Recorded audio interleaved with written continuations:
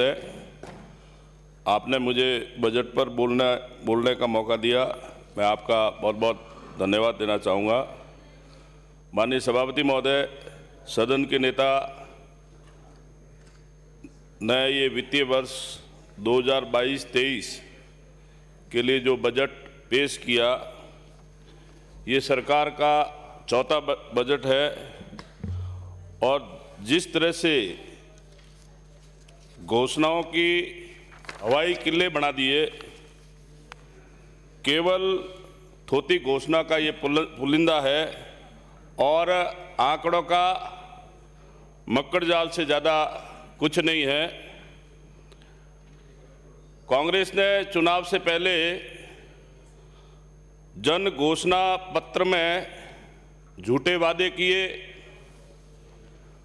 और राजस्थान की जनता को भ्रमित करके चुनाव जीत लिए, सरकार बन गई।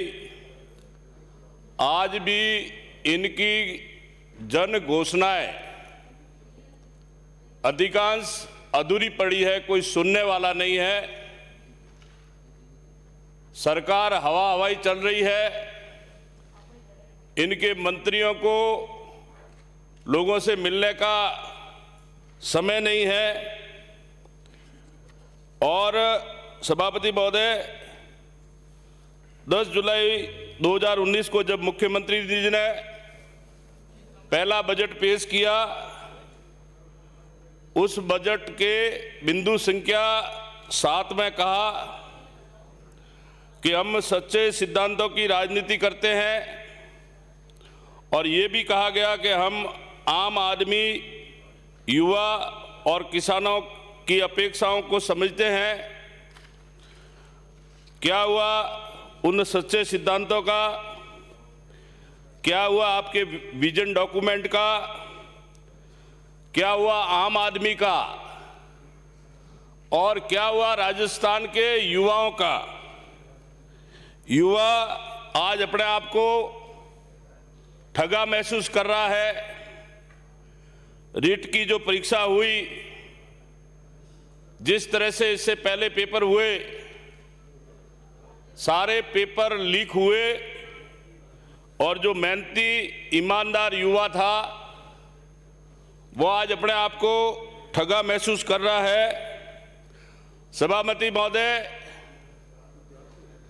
कांग्रेस के अंतर्राष्ट्रीय नेता विधानसभा चुनाव से पहले हमारे जालोर मुख्यालय के एक स्टेडियम में 10 की ताली बजाई, जैसे राजस्थान की जनता को एक से लगाकर 10 गिनना आता नहीं, और कहा कि हमारी सरकार बनेगी, किसानों का 10 दिन में संपूर्ण ऋण माफ हो जाएगा। सभापति महोदय, 60 लाख किसान राजस्थान में ऋण माफी का इंतजार कर रहे हैं।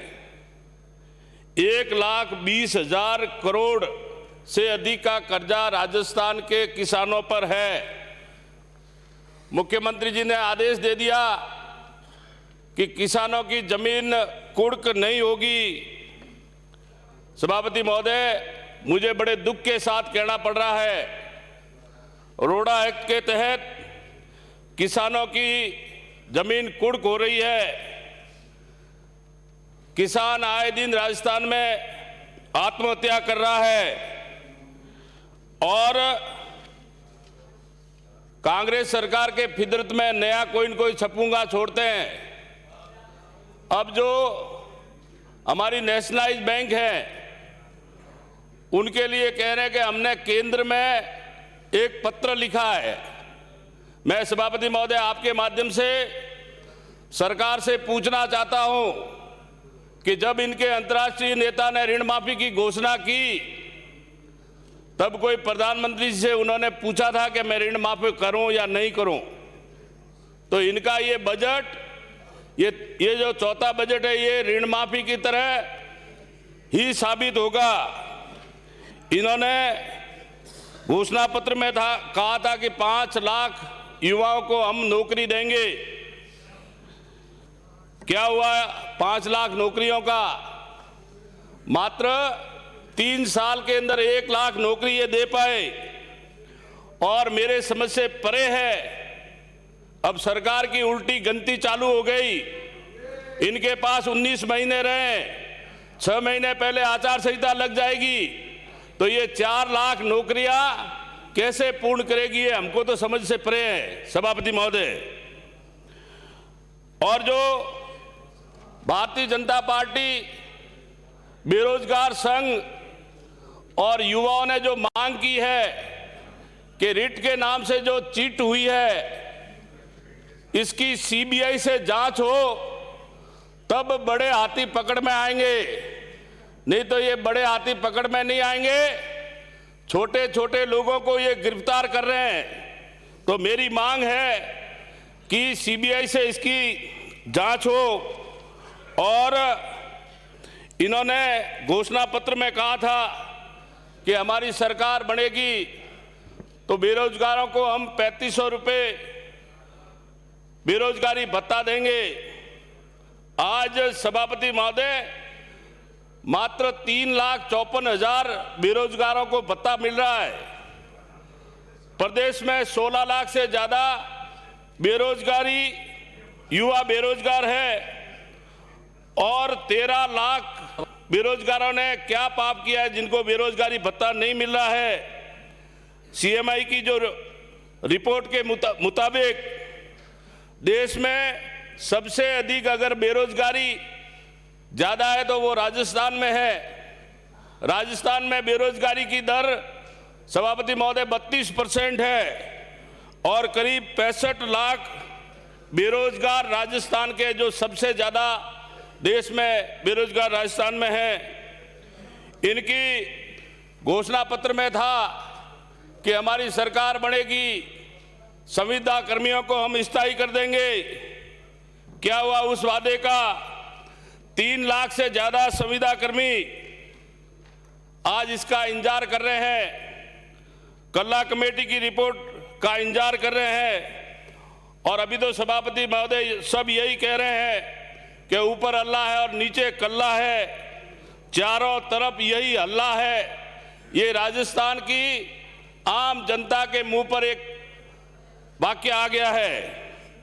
अभी बजट में ये जो संविदा कर्मी है इसमें 20% मानदेय बढ़ाकर उन संविदा कर्मियों के खिलाफ बहुत बड़ा अन्याय किया है। और सभापति महोदय, राजस्थान का ये 3 लाख संविदा कर्मी है, ये इस कांग्रेस सरकार को कभी माफ नहीं करेगा। अभी भी समय है, चेत जाओ, नहीं तो मिनी बस लाइक भी अगले चुनाव में आप लोग आएंगे नहीं। और आए दिन जयपुर के अंदर धरने प्रदर्शन हो रहे हैं। जो संविदा कर्मी है आज भी जयपुर के अंदर बैठे हैं, परंतु इस सरकार के अंदर सुनने वाला कोई नहीं है।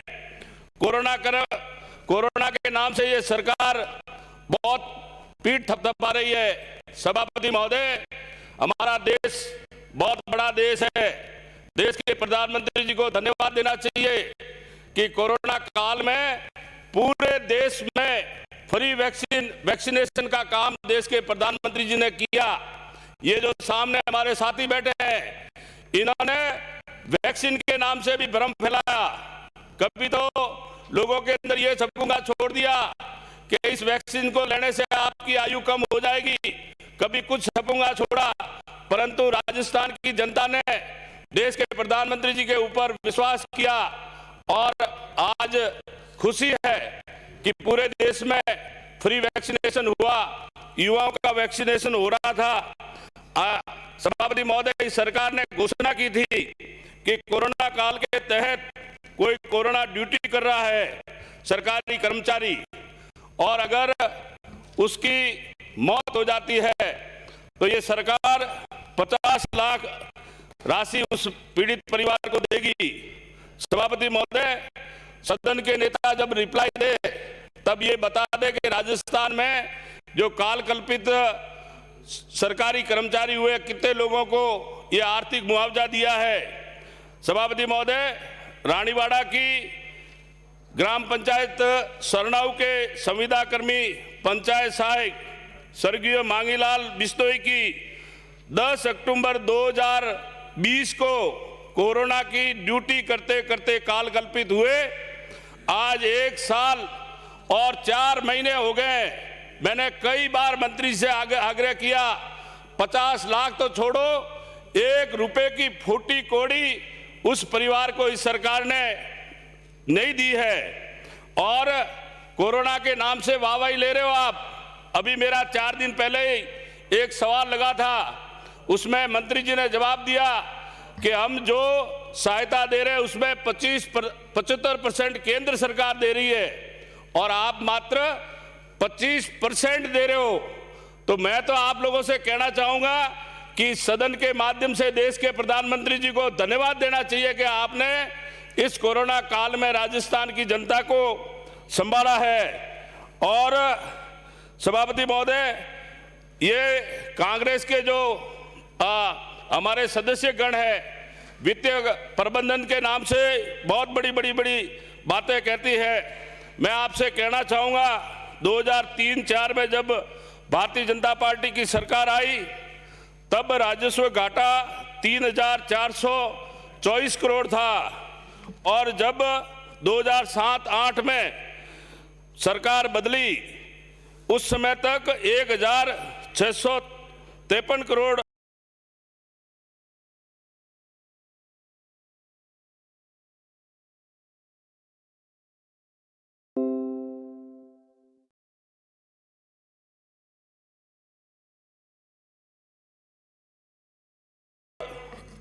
का सरप्लस करके इस सरकार को, कांग्रेस की सरकार को सौंपा। और फिर 2008 से 13 कांग्रेस की सरकार बनी तो इस सरप्लस को बदलकर एक बार फिर 2,500 करोड़ का राजस्व घाटा करने का काम इस कांग्रेस की सरकार ने की। 2003 से 8 में जब राजस्थान के अंदर भारतीय जनता पार्टी की सरकार थी, बिजली कंपनी के ऊपर घाटा मात्र 15,000 करोड़ था और 8 से 13 में कांग्रेस की सरकार आई, उस घाटे को 4 गुना बढ़ाकर 75,000 करोड़ करने का काम इस कांग्रेस के सरकार ने की। और 3 साल के अंदर 1,25,337 करोड़ का कर्ज इस सरकार ने लिया है।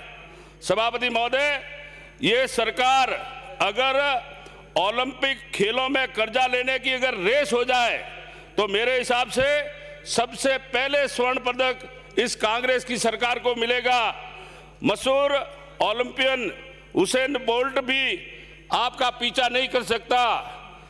सभापति महोदय, प्रदेश के अंदर 16 लाख किसानों के कृषि कनेक्शन है। भारतीय जनता पार्टी ने उनको 833 रुपए की सब्सिडी देने का काम किया। इस सरकार ने 3 साल में वो सब्सिडी बंद कर दी और जब इनको लगा कि अब हमारी उल्टी गिनती चालू हो गई है तब इन्होंने इस सब्सिडी की वापस इस बजट में घोषणा की है। सभापति महोदय, अभी तक 5.5 लाख किसानों को कृषि की सब्सिडी मिल रही है। 10.5 लाख किसानों ने क्या पाप किया है जिनको ये सरकार सब्सिडी नहीं दे रही है। आज ऊर्जा विभाग के ऊपर 58,000 करोड़ का कर्जा सभापति महोदय हो गया है और सरकार जितनी बड़ी बातें कर रही है, कृषि कनेक्शन में पिछले 3 साल में 1 साल आपने पेंडेंसी नहीं निपटाई और जिन किसानों ने सभापति महोदय डिमांड नोटिस भर दिए, 1.5 साल तक उनको सामान नहीं मिल रहा है। एससी वर्ग को विशेष प्राथमिकता रहती है, उनको भी 6 महीने से सामान नहीं मिल रहा है। और बिजली कंपनी के अगर दफ्तरों में जाए तो कभी पोल मिलते हैं, पोल है तो तार नहीं है, तार है तो इंसुलेटर नहीं है और इंसुलेटर हो तो इनके पास ट्रांसफार्मर नहीं दे रहे हैं। सभापति महोदय, पूरा राजस्थान ये जानता है कि किसानों के साथ में इन्होंने कितना खिलवाड़ किया है। किसान का अगर ट्रांसफार्मर जल जाए तो पिछली भारतीय जनता पार्टी की सरकार में 72 घंटे के अंदर ट्रांसफार्मर देने की व्यवस्था की जाती थी, परंतु मुझे दुख के साथ में कहना पड़ रहा है कि इस सरकार के अंदर अगर किसान का ट्रांसफार्मर जल जाए 25-25 दिन महीना ट्रांसफार्मर मिलता नहीं है, और अगर सब कुछ मिल भी जाए तो इनके पास बिजली नहीं है। हमारे देश में सबसे ज़्यादा अगर बिजली महंगी मिल रही है तो वो सभापति महोदय राजस्थान में है। और जैसे कि अभी ऋण माफी की चुनाव से पहले घोषणा हुई, इसी तरह से सदन के नेता ने इस बजट में भी 2022 से 22 फरवरी 2022 तक सभी किसानों के जो आवेदन है उनके कनेक्शन देने की घोषणा की।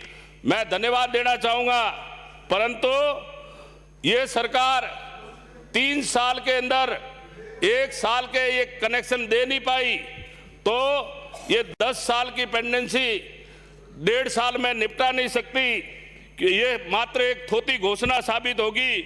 सभापति महोदय, सभी किसानों को कनेक्शन देने के लिए 33 केवी के सब स्टेशन चाहिए, 132 केवी के जीएसएस की आवश्यकता चाहिए। वाईफाई में तो बिजली जाएगी नहीं सभापति महोदय।